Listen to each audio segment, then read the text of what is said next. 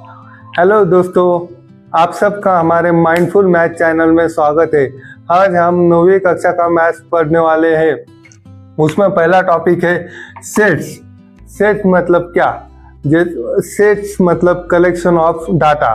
Collection of data मतलब जैसे days in a week कितने हैं? 7, वो एक कलेक्शन हो गया। मंथ्स इन अ ईयर वो कलेक्शन हो गया। तो कलेक्शन ऑफ डाटा मतलब सेट्स होता है।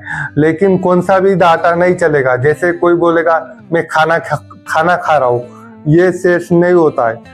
तो हमें कौन सा डाटा चाहिए? Well defined data. तो सेट्स क्या है? Well defined collection of data. मतलब अगर मैंने कहा कि डेज इन अ वीक, तो डेज इन अ वीक कितने आएंगे? संडे, मंडे, ट्यूसडे, वेडनेसडे,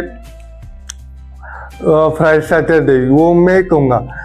तो दूसरा भी वही कहेगा। अगर किसी दूसरे को पूछा डेज इन अ वीक क्या है, तो वो भी वही बताएगा। मतलब वो वेल डिफाइंड है, सभी जगह सेम है, ऐसा डाटा चाहिए। तो क्या है? Well defined collection of data मतलब सेट्स होता है। तो अभी हमने ये सेट्स दिखा। ये सेट्स का यूज कहाँ होता है?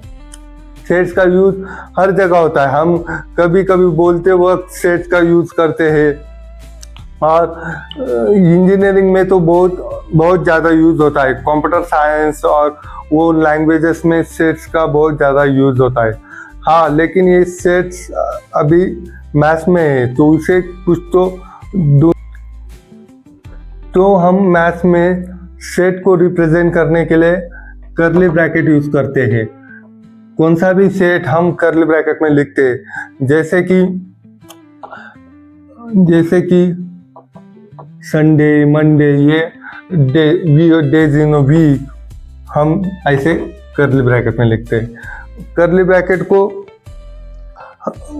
ब्रैकेट हम कभी भी कौन से भी सेट्स को कैपिटल लेटर से डिनोट करते हैं। जैसे कि n हुआ, n is number of natural numbers, जैसे कि 1, 2, 3, 4, 5 ऐसे। और w मतलब होल नंबर्स, 0 से चालू होगा, 1, 2, 3, 4, 5 ऐसे। मतलब सेट्स को हम कैपिटल लेटर से डिनोट करते हैं और उसको हम कर्ली ब्रैकेट्स में लिखते हैं। ये रहा नेचुरल नंबर्स का सेट, ये होल नंबर्स का सेट। तो अब ये सेट्स लिखने की दो मेथड से। पहली है लिस्टिंग मेथड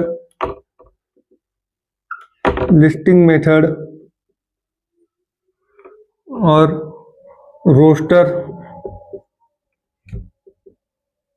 रोस्टर फॉर्म, और दूसरी है रूल मेथड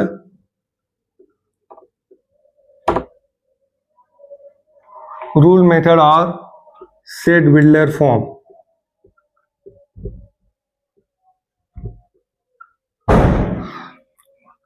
ये मेथड से सेट्स को लिखने के लिस्टिंग मेथड और रूल मेथड। और लिस्टिंग मेथड को ही रोस्टर फॉर्म कहते हैं और रूल मेथड को सेट बिल्डर फॉर्म कहते हैं। तो हम इनके एग्जाम्पल देखते हैं।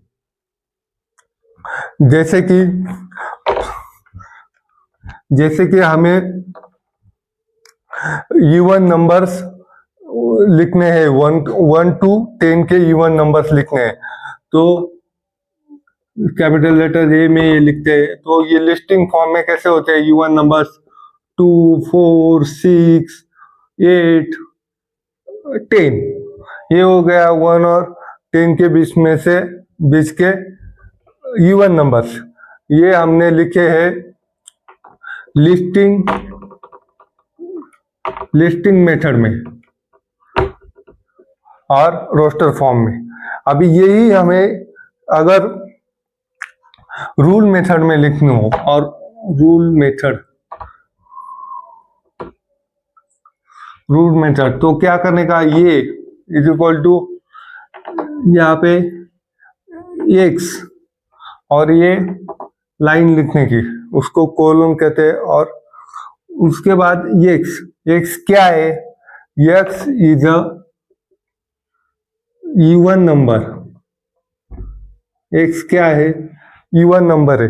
लेकिन कौन सा इवन नंबर, जो x belongs to 1 to 10, 1 to 10 में 10 के अंदर आने वाले इवन नंबर है। ऐसे लिस्टिंग मेथड और रूल मेथड हम ये डिफरेंट फॉर्म से सेट्स को रिप्रेजेंट करने के। तो हम डायरेक्ट प्रैक्टिस सेट के एग्जांपल देखते हैं। जैसे कि पहला एग्जांपल है, write the following sets in roster form. पहला एग्जांपल क्या है, set of even natural numbers. Roster form मतलब लिस्टिंग मेथड। लिस्टिंग मेथड मतलब हमें डायरेक्ट लिखना होगा। पहला क्या है, set of even numbers. Even number से तो ई कैपिटल ले लेते हैं। सेट ऑफ इवन नंबर्स क्या है, 2, 4, 6, 8, वो इंफिनिटी तक चलेगा। ये है set of even natural numbers. अभी उसके बाद तीसरा एग्जांपल है, सेट ऑफ नेगेटिव इंटीजर्स। अभी इंटीजर्स को आई से डिनोट करते हैं, सेट ऑफ नेगेटिव इंटीजर्स। तो ये पीछे से आएंगे, -4, -3, -2, -1, ये हो गए नेगेटिव इंटीजर्स। ये इधर से क्यों आए, क्योंकि ये इधर बढ़ते जाते हैं, -5, -6, -7, इसलिए इनको ऐसे रिप्रेजेंट करते हैं। चौथा एग्जांपल है, 7 बेसिक साउंड्स ऑफ सारेगमा। अभी आपको पता ही होगा सारेगमा के साउंड्स कौन से होते हैं, जैसे कि सा रे ग म प ध नी। तो वो कर्ली ब्रैकेट में लिख देने के, वो भी एक क्या हो जाता है, सेट हो जाता है। Well defined collection of data है वो, तो वो सेट हो जाता है। अभी दूसरा मेन क्वेश्चन है, write the following symbolic statements in words. हमें ये देखो, 4/3 बिलोंग्स टू Q, ये सिंबॉलिक स्टेटमेंट्स वर्ड्स में लिखना है। तो क्या करना पड़ेगा, ये देखो सिंपल है। ये क्या है, 4/3। ये देखो जैसे कि 2, 3, 4 ये सेट्स के अंदर है। इन्हें हम एलिमेंट्स कहते हैं। जो सेट के अंदर होता है उसे हम एलिमेंट कहते हैं, सेट्स के element.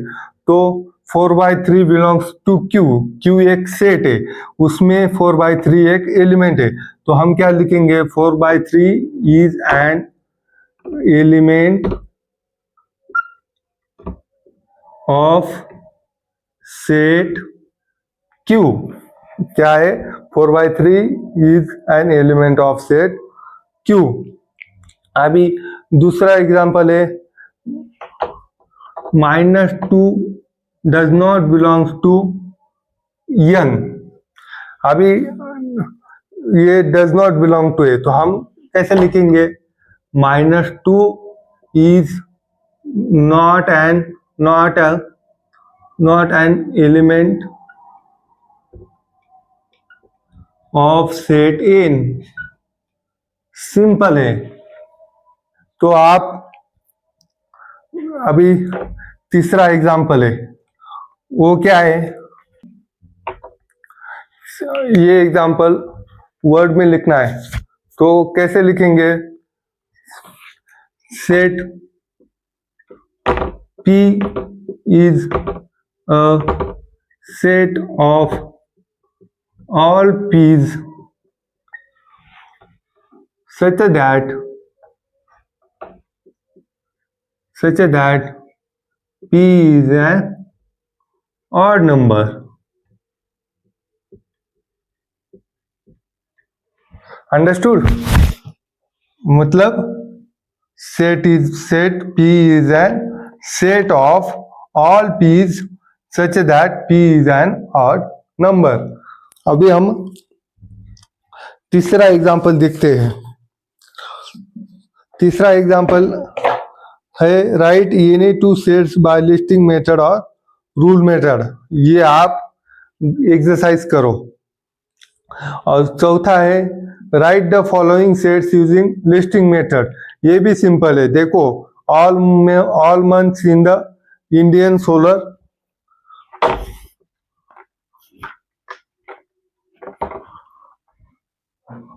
All months in the Indian solar year.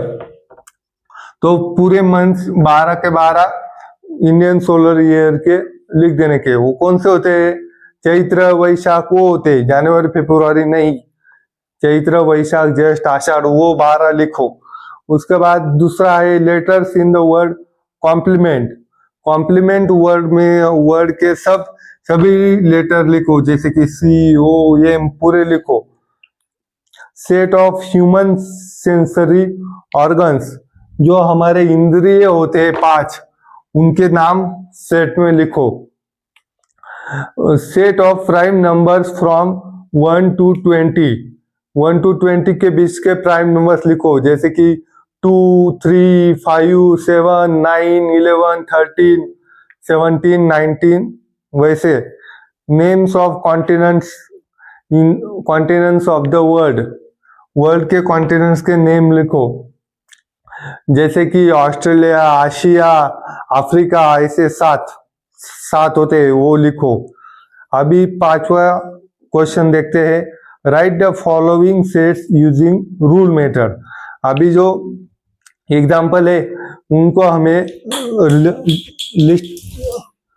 अभी जो लिस्टिंग फॉर्म में सेट्स है उन्हें हमें हमें रूल मेथड से लिखने हैं. रूल मेथड को क्या कहते हैं? और सेट बिल्डर फॉर्म. जैसे कि पहला एग्जांपल है, देखो हमें ये जो लिस्टिंग फॉर्म में है उसको हमें रूल मेथड में लिखना है. जैसे कि ये इसमें 1, 4, 9, 16, 25, 36, 49, 64, 84, ये 100. ये क्या है?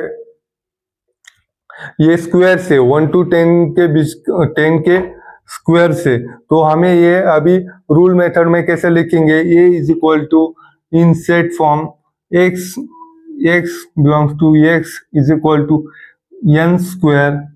एंड n क्या है? Even number, sorry natural number. n belongs to n, लेकिन वो n कहाँ तक है? 1 to 100. इसलिए हमने क्या लिखा? n इज लेस देन और इक्वल टू 10. दूसरा एग्जांपल देखते हैं.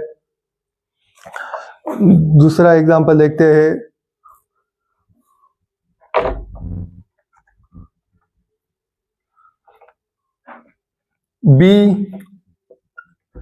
Is equal to 6, 12, 18, 24, 30, 36, 42, 48. अभी ये क्या है? ये लिस्टिंग फॉर्म में जो ये सेट है, हमें इसको रूल मेथड से लिखना है. तो क्या लिखेंगे? b इज इक्वल टू, जैसे कि y belongs to y. y क्या है? n इंटू 6 है, जैसे 1 into 6, 2 into 6, 3 into 6. तो y क्या है? n into 6. और n क्या है? n belongs to n. Natural numbers में n बिलोंग होता है, लेकिन वो कहाँ तक है? जैसे कि 1, 2, 3, 4, 5, 6, 7, 8. तो वो n है, वो 8 तक है. समझ में आया? मतलब n इंटू 6 ऐसा लिखने का, और उसको वो n क्या है नेचुरल नंबर से, और वो कहाँ तक है 8 से नीचे वाले हैं। तो हमने यहाँ 1 डाला तो 6 आ जाएगा, 2 पुट किया तो 12 आ जाएगा, 3 पुट किया तो 18 आ जाएगा। ऐसे वो ये सेट पूरा हो जाएगा। ओके, अभी हम थर्ड एग्जांपल लेते हैं। थर्ड एग्जांपल है C is equal to in set form SMILE।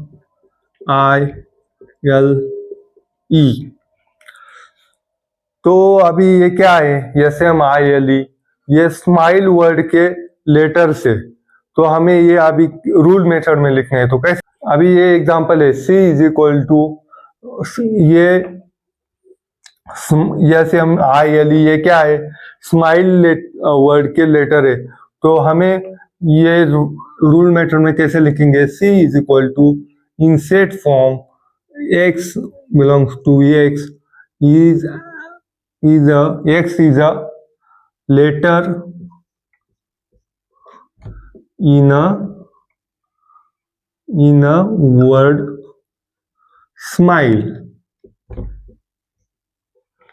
समझे, x belongs to x is a letter in a word of smile। तो हम इसे कैसे बोलते हैं, set C is a set of x such that x is a letter in a word smile। वैसे ये जो फोर्थ एग्जांपल है, ये आप सॉल्व करो। उसमें क्या है, संडे मंडे ट्यूसडे वेडनेसडे, वो डेज इन अ वीक है, तो वो भी सिंपल है। क्या करने का, days in a week D, उसको रूल मेथड में लिखने के लिए क्या करेंगे, वाई इज अ डेज नहीं, डे इन अ वीक, ऐसे, और ये सेट कंप्लीट ऐसा लिखो। ये फोर्थ। अभी लास्ट है, लास्ट एग्जांपल आप करो। उसमें देखो लेटर दिए ये ई और टी, ये और ए ई और टी, ये लेटर कौन से वर्ड में आते हैं वो सर्च करो और उसको रूल मेथड से लिखो। ऐसे आज का हमारा प्रैक्टिस सेट और सेट्स का कंसेप्ट पूरा हुआ। अगर वीडियो अच्छा लगा हो तो लाइक करो, शेयर करो और सब्सक्राइब करो। Bye bye.